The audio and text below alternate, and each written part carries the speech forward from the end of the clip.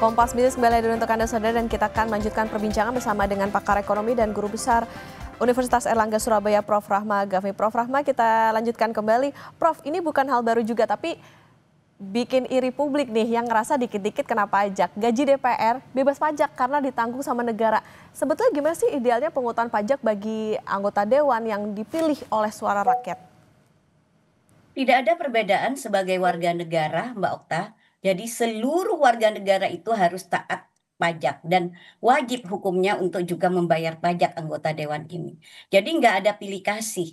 Karena apapun, semua itu yang namanya PPh, ya PPN, itu memang untuk penerimaan negara, kan juga dikembalikan untuk rakyat seperti itu. Nah kalau ini ada pilih kasih artinya ini bukan warga negara yang baik. Katanya warga negara yang baik itu harus membayar pajak, kan seperti itu. Nah, implikasinya itu banyak kalau misalnya dari penghasilan-penghasilan seperti itu untuk juga kebutuhan-kebutuhan masyarakat yang mendesak seperti itu. Misalnya juga bisa sebagai suatu bantuan-bantuan kepada bantuan sosial kepada masyarakat yang saat ini sudah ekonominya dalam kondisi yang mengenaskan seperti itu, Mbak Okta. Nah, namun di sini kalau pemerintah itu membiarkan anggota dewan itu tidak dipungut pajak, artinya di sini sudah melanggar dari hukum yang ada. Nah, inilah kenapa saya selalu tidak yakin bahwa hukum di Indonesia itu bisa adil terhadap pada semua warga negara seluruh Indonesia. Jadi tidak ada tebang pilih seharusnya kalau memang kita mau menerapkan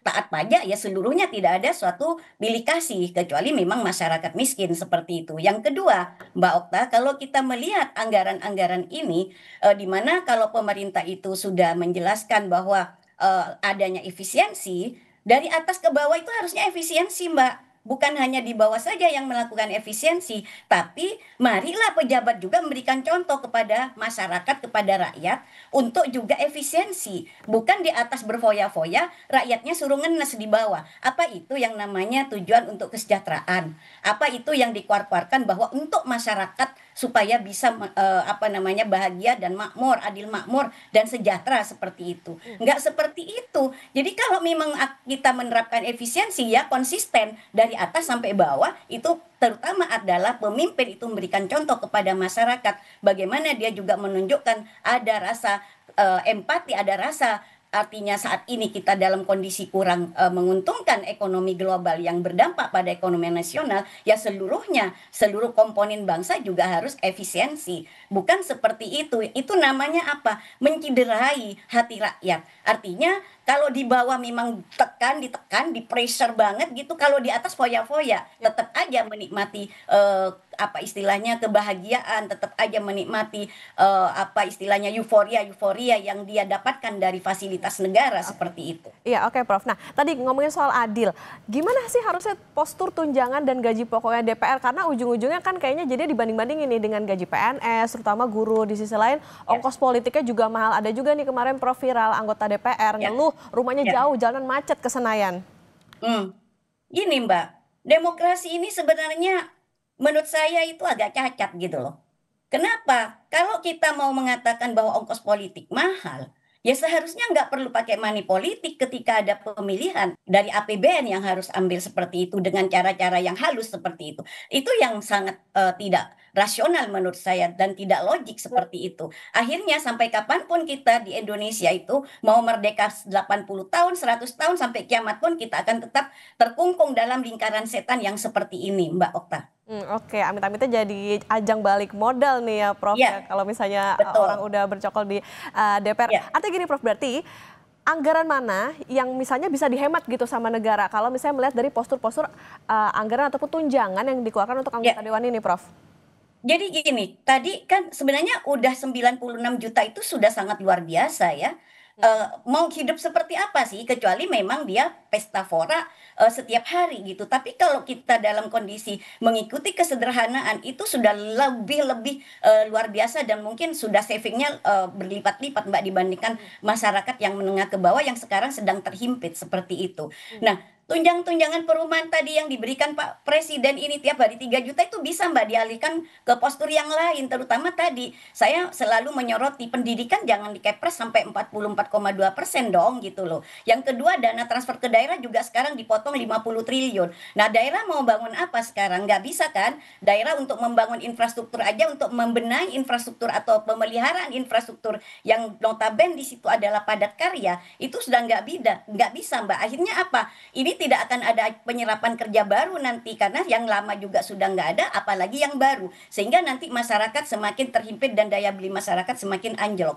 Nah kalau daya beli masyarakat semakin anjlok, saya khawatir aja Mbak, nanti akan rame turun ke jalan, masyarakat beramai-ramai nuntut pada pemerintah, publik semakin tidak percaya pada pemerintah. Amit-amit saya tidak ingin, karena saya mencintai negara kita ini adalah yang aman. Jadi marilah kita, pemerintah ini sangat wise gitu, bijak gitu. Dalam kondisi yang seperti sekarang, kalau kita mengajak efisiensi, ya seluruhnya efisien. Dari mulai pejabat yang tertinggi sampai yang terbawah. Berikan contoh kepada rakyat bahwa kita benar-benar kondisi global seperti sekarang, mari kita bagaimana kondisi pertumbuhan ekonomi kita ini yang sekarang turun, yang kemarin laporan BPS itu 5,12%, saya nggak percaya itu Mbak, karena purchasing manager index kita 3 bulan berturut-turut di angka di bawah 50. Pertumbuhan kredit kita tidak sampai 8%. Lah kok bisa pertumbuhan ekonomi lewat dari 5,12% seperti itu sampai mencapai seperti itu. Nah, angka dari mana itu? Marilah kita ajari masyarakat secara jujur, ajari masyarakat yang benar-benar mengkondisikan dengan kondisi yang sekarang real ada, yang kita hadapi. Jangan di atas berfoya-foya, di bawah ditekan terus. Dan masyarakat ngomongnya untuk masyarakat. Program-program kerja pemerintah yang katanya untuk masyarakat itu belum jalan Mbak Okta. Belum real yang bisa ada suatu multiplier efek kepada masyarakat. Belum ada. Jadi belum ada dampak sama sekali. Nah malah justru sekarang yang ada itu tertutup sekarang dengan kondisi-kondisi yang seperti itu. Oke, di situasi efisiensi nampaknya yang mendang-mending nggak cuma rakyatnya aja, harusnya pemerintahnya juga mendang-mending nih buat taruh ke prioritas yang mana. Hitungan Prof Gafmi, berani nggak yang punya wewenang motong tunjangan pajak DPR ini? Atau motong tunjangan-tunjangan DPR? Kalau pajak wajib, saya bilang wajib dikenain. Kalau tunjangan itu yang memang tidak pada urgensi untuk kepentingan istilahnya kesejahteraan DPR yang memang sudah sejahtera sebenarnya, itu bisa dialihkan ke hal-hal yang lebih positif yang mengena langsung kepada masyarakat miskin seperti itu. Nah, ini saya juga menghimbau, ini adalah moral suasion kepada para anggota dewan yang terhormat. Marilah kita berempati kepada rakyatnya. Katanya Anda wakil rakyat. Tapi saya tidak merasa diwakili oleh Anda semua yang ada di DPR RI.